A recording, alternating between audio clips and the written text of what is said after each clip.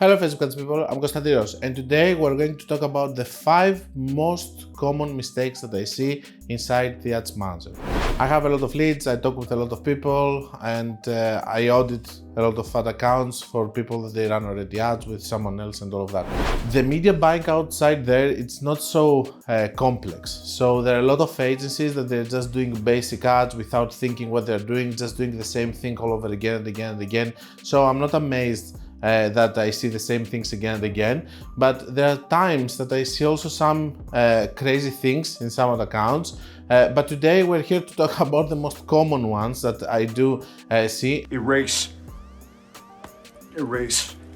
Erase! And the reason behind it is actually that most people are just doing the same things in all of their accounts without thinking and without maybe having a lot of experience, without caring about the results because they have a pipeline ready of clients that they're going to have new clients coming. I don't know what's the reason, but let's start with number 1. Hi guys, I would like to interrupt this video in order to talk to you about my Facebook ads course. It took me 6 months of video editing everything and 3 months of video shooting. And because of that, I have created the best Facebook ad course in the world. Inside, you're going to find super advanced information, but information also for beginners. It takes you by the hand in order to teach you how to do Facebook ads from the beginner level to super advanced level. It has inside Loom videos from cost caps, speed caps, Loom videos from CBO, ASC optimization.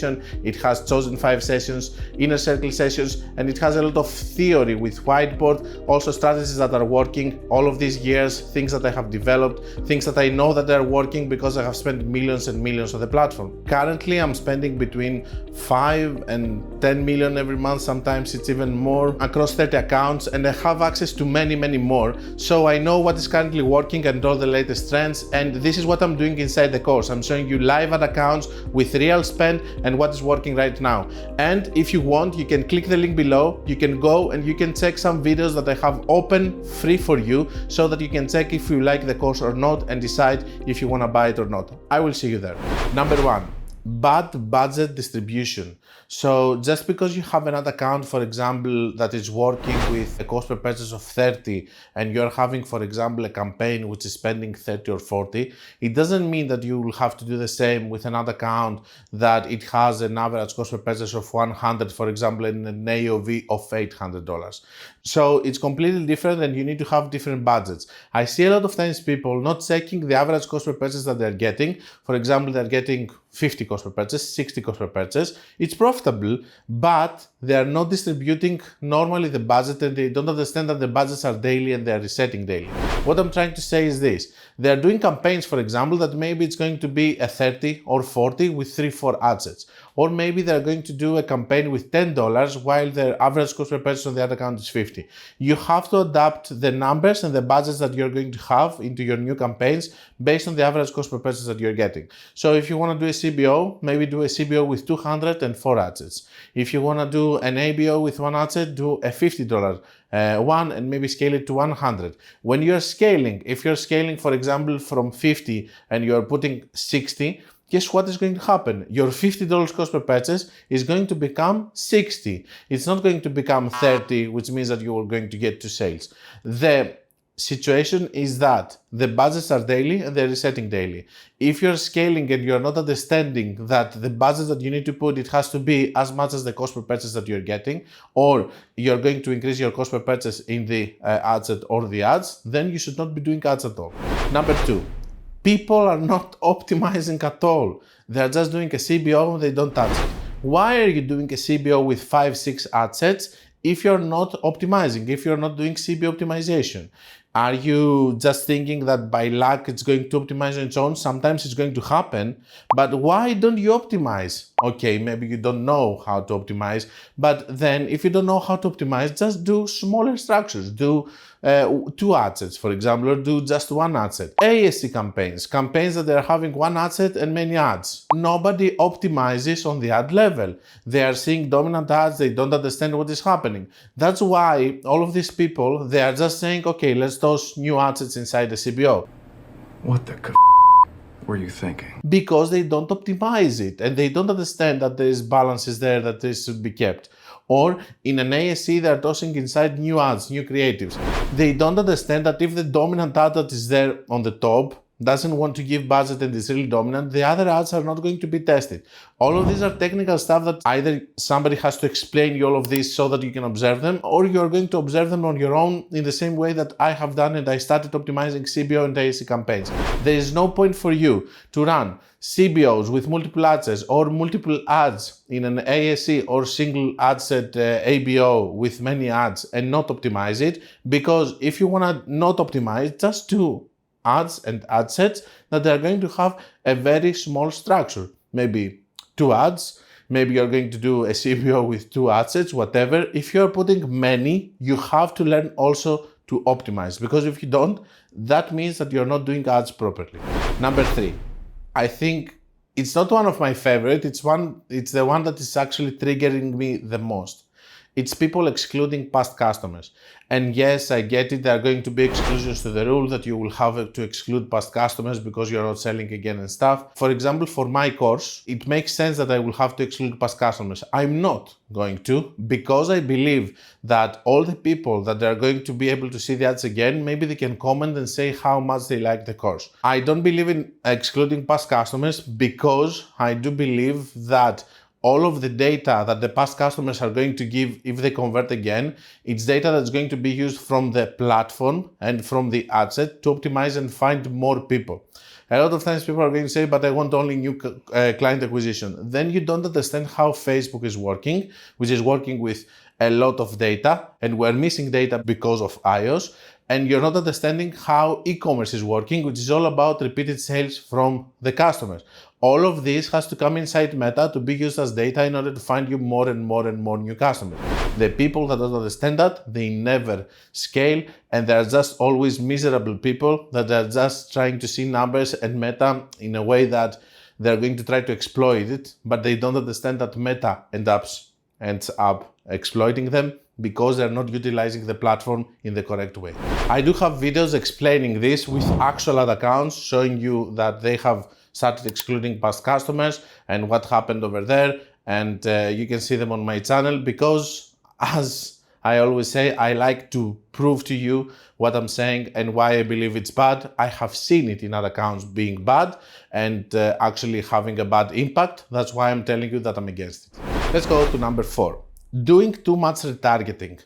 Basically, too much retargeting means that you are afraid of doing cold traffic ads and you're doing too much retargeting. I'm against of you doing retargeting like 50% of your budget being retargeting and stuff, which I'm seeing in some other accounts. And I believe that people do it so that they can show better ROAS inside the platform. I'm not against of you inflating your results inside the platform. I'm against of you inflating the results inside the retargeting campaigns. Let me tell you why. If you're just using a lot of cold traffic ads, and we know that cold traffics are going to take, the cold traffic ads are going to take 20-30% per campaign is going to go to retargeting. You don't need retargeting ads in most cases, or you just need a very small campaign with a very small budget. Just like if you're spending 5K per day, for example, just a campaign with 100, not more than that, because I want all the retargeting sales to go inside my cold traffic ads. If my retargeting sales are going inside my retargeting ads, then there are no use. Basically, it's just data that's going inside the retargeting. I don't care for the retargeting if it's being stolen, if the sale is being stolen from email or SMS to go inside my retargeting campaign. But I do care if it goes inside my cold traffic campaign, which is going to help me find more and more and more sales. I'm against retargeting with big numbers. You can just do something small just to have a retargeting, or a catalog, for example, just to show all of your products or whatever. But I'm against of you having many retargeting campaigns, even on the promos. I would prefer if they are on the cold, and you are going to manage to have these retargeting sales, because we know that Meta is going to steal a lot from mail, SMS, Google, whatever. But all of these sales, if they go to cold traffic and they're going to be used as data in order to find more and more and more customers, even new or existing customers, doesn't matter. But if it's going to be used as data for cold traffic ads, then it makes sense. If they go inside the retargeting, then you're just cannibalizing your audience and you're just having a company which is like a zombie that eventually this audience that was built with cold traffic ads is going to be depleted because you're doing too much retargeting. And number 5, of course, there's no way that we're going to close this video without talking about consolidation. Consolidation is when a lot of people are trying to simplify the way that they do ads, which I'm not against of you simplifying something. I will tell you what I'm against of, is when they're doing consolidation. They just want to run a whole ad account with just one campaign. I have case studies where I'm proving it that with multiple campaigns you can scale more, but not multiple campaigns just with the same creative. I guess the biggest issue with consolidation is that goes together with some lazy people that they just want to scale with one creative because they found that one creative was working and they want to scale it again and again and again. It's not going to happen. Facebook is going to stop you. I have the daily loop theory and I have proven it with actual ad accounts, showing you that the sales are going to be split in between campaigns, even if you spend more, if you're not going to use different angles. So the consolidation to me, it's something that is not working. It can take you up to a point, but you cannot scale as much as you can scale with different campaigns that are going to have different angles. By different angles, I mean that instead of, for the lunchboxes example that we say, for example, instead of targeting only moms, then you target also grandmas, then you target also men instead of only women for a romantic picnic with a lunchbox and so on, different angles. And we're going to have now more videos for creatives, and I'm going to explain more about the different angles and how you can avoid the daily loop theory. The consolidation strategy says that you're just having one campaign, you're tossing inside creatives, and if you have a better one, it's going to win the winner ad that you have, and so on and so on. You can keep scaling because the new one means that it can scale more. I have proven again in other accounts by having a consolidated account to one campaign that I was able to scale more with multiple campaigns. Another thing that I have proven though is that you can have one campaign, for example, like this CBO that has many ads and many creatives inside, and you're going to see that, okay, you have a winner ad. This doesn't mean that the other ads, they cannot work on their own campaigns with their own budget. I call this the Usain Bolt effect. It's like Usain Bolt, that he was dominating everything for 25 years. If he wasn't there, someone else was going to be the first. It doesn't mean that the others behind him are not worthy. They were just unlucky that it was his era. So the same thing is happening on these campaigns. If you have a really dominant ad, it doesn't mean that the other ads are bad and they cannot work on their own campaign. They can. And this is what most people are missing. They're just focusing in just one campaign. They're tossing everything inside. And while they were going to be able to scale more with multiple campaigns and different angles. If you keep doing this with just one angle, you're going to have a problem. But if you keep doing different campaigns with different angles and you're attacking different hot pockets, eventually you're going to be able to scale more. And I have proven that with the one campaign ad account live case study that I have shown that in 3-4 months I was able to scale more. You can watch the videos. So these are the 5 most common mistakes that I do see across the ad accounts that I not manage, because I don't do these mistakes there, but in the ad accounts that I'm actually seeing and auditing and all of that. Don't forget that if you want to learn more, you can check my book, you can check my course. It's a huge course. It has everything inside, from advanced strategies, beginner strategies. It has chosen 5 sessions with my students. It has inside Loom videos with CBO, ASC optimization. It has inside whiteboard theory for all the things that we discussed, and many, many, many more. I think you're going to love it. There are a lot of reviews already on the Trustpilot that they show that people are actually loving it. And don't forget also that we have my mentorship programs where you can actually come and we can do one-on-one sessions every day. And you can see below all the people that they have completed them, the things that they say about these programs. Until we meet again, guys, be creative and be consistent.